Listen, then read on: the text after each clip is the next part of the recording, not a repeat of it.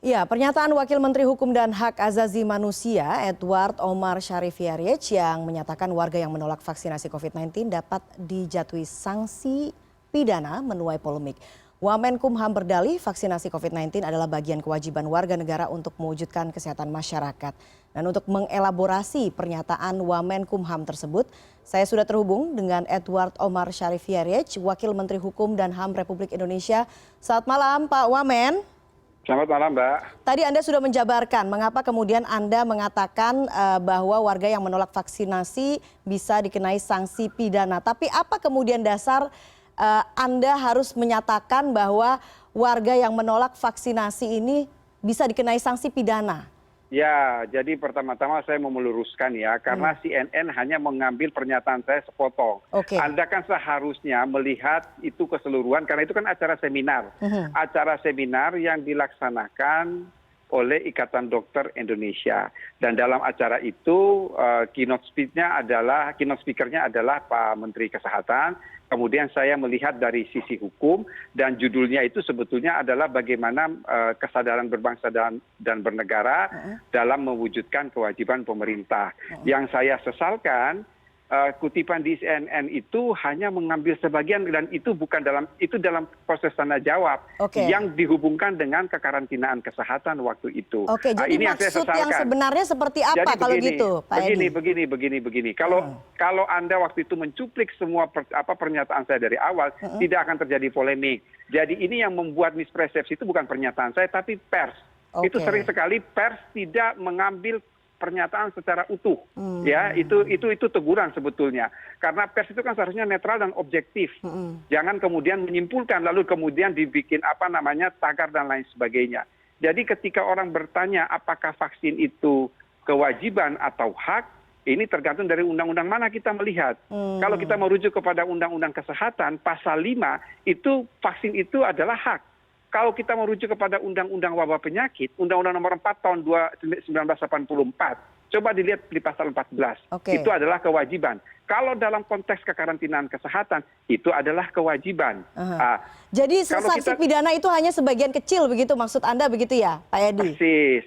Jadi di dalam seminar itu sudah saya katakan bahwa sanksi pidana di dalam Undang-Undang Kesehatan, Undang-Undang Wabah Penyakit, Undang-Undang Kekarantinaan Kesehatan, itu adalah hukum administrasi yang diberi sanksi pidana. Sifat dan karakteristik hukum pidana administrasi adalah ultimum remedium. Apa arti ultimum remedium?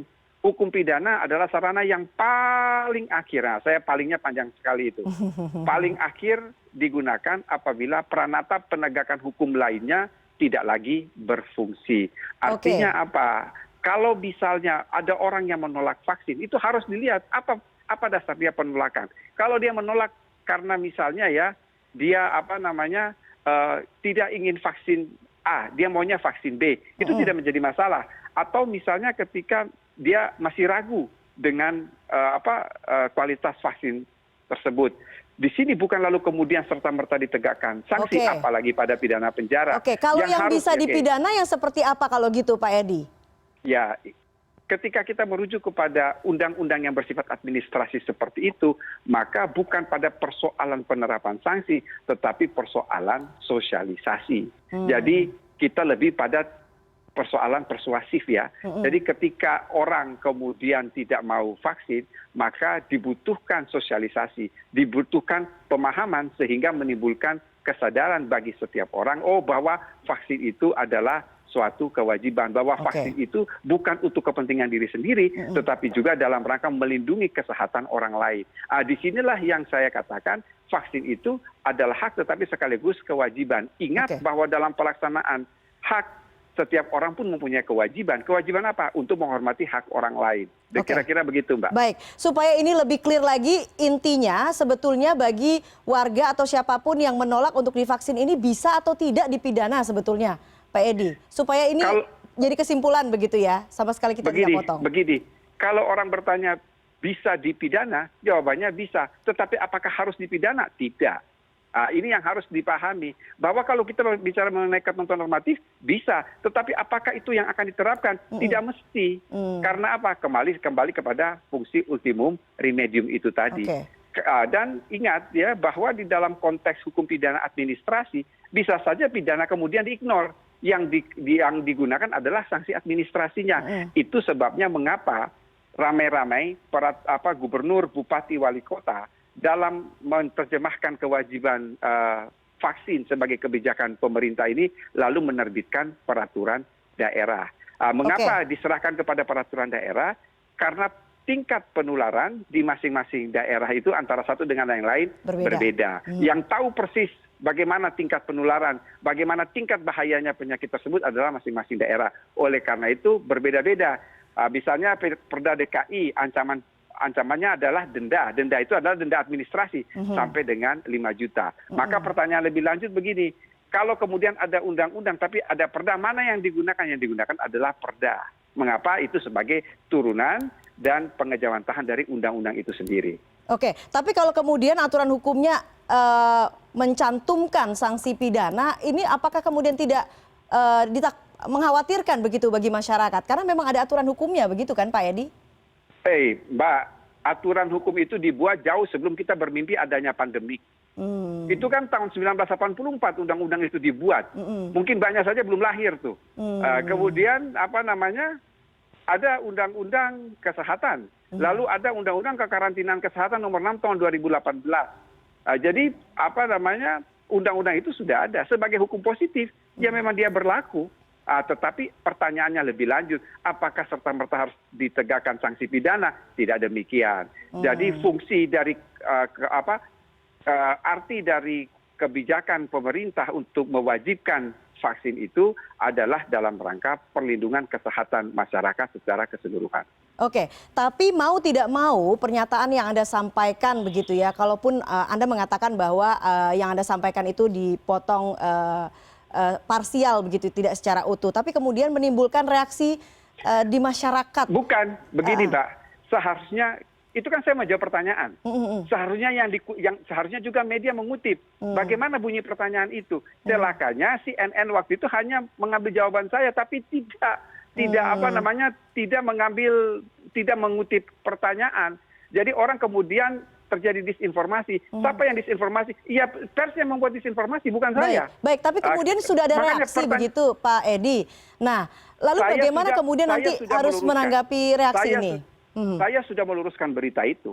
Saya sudah meluruskan berita itu di Kompas 2 hari yang lalu. Dan saya katakan bahwa pemberitaan di pers itu tendensius. Mengapa dia tidak mengambil secara utuh? Mengapa dia tidak mengambil pertanyaannya? Tiba-tiba cuma jawaban saya yang diambil. Jadi artinya apa? Dia tidak melihat pernyataan itu secara kontekstual. Itu yang saya sesalkan. Ini sekaligus koreksi buat pers.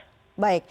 Tapi betul ya Pak Edi bahwa kemudian ada teguran dari Menteri Kesehatan kepada Anda di saat, karena itu kemudian diungkapkan di rapat dengar pendapat antara Menteri Kesehatan dengan Komisi 9 DPR. Apa sebetulnya bentuk komunikasinya seperti apa? Apakah memang betul teguran atau bagaimana? Jadi tidak, saya baru tahu hanya dari siaran TV, karena kemudian saya menjelaskan juga kepada beberapa teman-teman bahwa konteks pernyataan saya tidak seperti itu. Jadi yang melakukan disinformasi itu adalah pers, bukan saya. Baik, tapi komunikasi dengan Menteri Kesehatan ataupun juga karena memang akhirnya anggota-anggota kabinet lain akhirnya memberikan komentar begitu ya, ataupun juga tanggapan begitu terhadap pernyataan yang dikutip. Sudah saya luruskan sejak Rabu kemarin. Sudah saya luruskan dan itu saya masukkan ke beberapa media. Inti pernyataan saya seperti ini, akhirnya kemudian menjadi paham. Jadi sekali lagi yang membuat disinformasi itu bukan saya. Yang membuat disinformasi itu adalah pers, karena pers tidak mengutip pertanyaan dari audiens, langsung mengutip jawaban saya. Kalau mengutip jawaban saya ya memang kemudian menimbulkan disinformasi. Karena waktu itu penanya dia bertanya dalam konteks kekarantinaan kesehatan. Makanya mengapa saya menjawab juga dalam konteks undang-undang karantina kesehatan. Begitu Mbak. Kalau waktu itu pers dia mengutip pertanyaan secara utuh, dia mengutip jawaban saya secara utuh juga, tidak akan terjadi disinformasi. Kemudian akhirnya menjadi polemik begitu ya. Bahkan sampai terakhir ini ada informasi ada sejumlah pihak yang melayangkan somasi. Betul itu Pak Edi? Saya tidak tahu, tapi saya tidak merasa bersalah apa-apa karena bukan saya yang kemudian membuat disinformasi itu terhadap publik, yang buat kan pers karena tidak mengikuti pertanyaan dan jawaban saya secara utuh. Jadi ada pertanyaan kemudian saya menjawab. Karena pertanyaan waktu itu adalah dalam konteks kekarantinaan kesehatan. Mengapa sampai saya jawabannya merujuk kepada pasal 93 Undang-Undang Kekarantinaan Kesehatan. Karena penanyanya bertanya dalam konteks kekarantinaan kesehatan. Pasti saya jawab dalam konteks Undang-Undang Nomor 6 Tahun 2018, bukan undang-undang tentang wabah penyakit atau tentang undang-undang kesehatan. Tapi kalau kemudian dalam somasi ini mereka meminta Anda untuk meminta maaf, apakah saya tidak akan meminta maaf karena itu bukan kesalahan saya. Sekali lagi saya tidak akan meminta maaf karena itu bukan kesalahan saya yang pertama. Yang somasi, orang yang somasi itu dia ngerti nggak apa arti somasi? Tahu nggak somasi itu apa? Somasi itu dasarnya harus ada tusteming, harus kesepakatan, harus ada suatu perjanjian. Kalau terjadi ingkar janji baru ada somasi. Jadi tolong tanya yang somasi itu dia ngerti nggak secara teori somasi itu apa? Oke.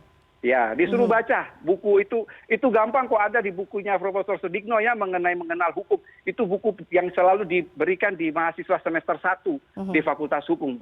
Nah, itu ada. Jadi tanya yang somasi itu dia tahu nggak sih arti somasi itu? Somasi itu artinya apa? Teguran. Teguran apa? Teguran dalam konteks ada suatu perjanjian. Maka ketika orang itu lalai atau terjadi wan prestasi, sebelum dilakukan gugatan ada yang namanya somasi. Somasi itu teguran. Ini saya sama orang yang somasi aja nggak kenal, tiba-tiba dia somasi. Jadi ya sudah salah menggunakan istilah, terus itu di publik lagi. Jadi saya diam-diam aja, saya tenang-tenang saja.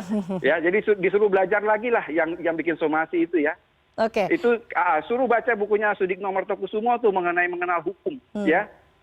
Oke, jadi supaya lebih clear lagi begitu ya Pak Edi. Jadi intinya sebetulnya masyarakat yang menolak vaksin itu tidak bisa disanksi pidana, begitu ya? Begini, masyarakat yang menolak vaksin, maka apa yang kemudian kita harus lakukan terhadap mereka yang menolak vaksin? Yang harus kita lakukan adalah memberi pemahaman, memberi pengertian dan sosialisasi hingga apa? Timbul kesadaran masyarakat bahwa vaksin itu adalah penting. Penting untuk siapa? Penting untuk diri sendiri. Penting untuk siapa? Penting untuk masyarakat di sekelilingnya. Benar, vaksin itu adalah hak kalau kita merujuk kepada Undang-Undang Kesehatan. Tetapi Anda harus ingat bahwa ketika Anda menggunakan hak Anda, ketika Anda menentukan hak Anda, itu Anda juga punya kewajiban untuk menghormati hak orang lain. Oke, terakhir kalau begitu Pak Edi, ini kemudian sudah menjadi polemik, pernyataan Anda kemudian menjadi polemik, kira-kira langkah apa yang kemudian akan Anda lakukan untuk meredam polemik yang terjadi? Saya kira saya tidak melakukan apa-apa, di sini kan orang sudah akan jelas. Kompas sudah merilis. Kompas itu sudah merilis saya meluruskan pernyataan saya itu sejak hari Rabu. Dan kepada Pak Menteri Hukum dan HAM pun saya sudah melihat ini yang sebenarnya terjadi seperti ini, kemudian itu hanya diikuti sebagian dan saya sudah memberikan rilis. Jadi saya tidak perlu melakukan apa-apa karena apa? Saya tidak bersalah. Karena apa? Kesalahan itu yang menciptakan polemik itu adalah distorsi informasi dari pers, bukan saya. Oke, artinya di dalam internal anggota kabinet pun juga sudah clear begitu ya, Pak Edi? Sudah clear, tidak ada masalah. Baik. Kalau begitu Pak Edward Homar Sharif Hierriech, Wakil Menteri Hukum dan HAM, terima kasih atas waktunya di CNN Indonesia Newscast. Selamat malam Pak.